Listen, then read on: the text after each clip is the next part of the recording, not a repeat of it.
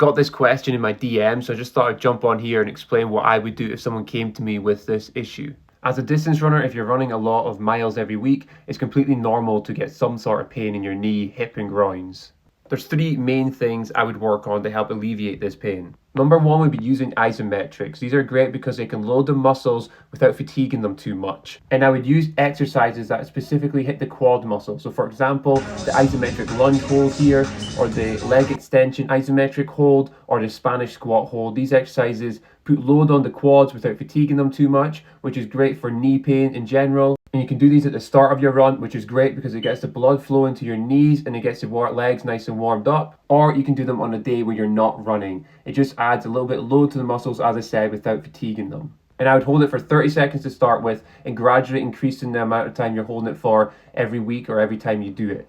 And only go up to about 1 minute for each hold. Number two is I'll be doing lots of strength training. I think a lot of runners don't do enough strength training. They think the running is enough on their legs, but they really need to be working on getting stronger legs in the gym. They honestly don't even need to do that much, just good compound exercise like squats, deadlifts, just all the standard exercises. Even just 2 sets in the gym 2 to 3 times a week is more than enough to strengthen up the legs so that they're strong enough to deal with all the hard impacts you get when you're running. And the third thing I would do is I would add in properly progressed plyometric exercises. Properly progressed plyometrics is the best thing you can do to help reduce your likelihood of getting injuries if you're a runner, because they put more load on your legs, your muscles, and your tendons than you do when you're running, which means your legs will be stronger so they can deal with all the impacts you do when you're running each step. And the last thing I would do is manage the load I'm putting on my body. So for example, if you're running 3 times a week, you can maybe cut it down to 2 times to start with until the pain starts going away, and you can focus on the other things, as I've said in this video, like isometrics,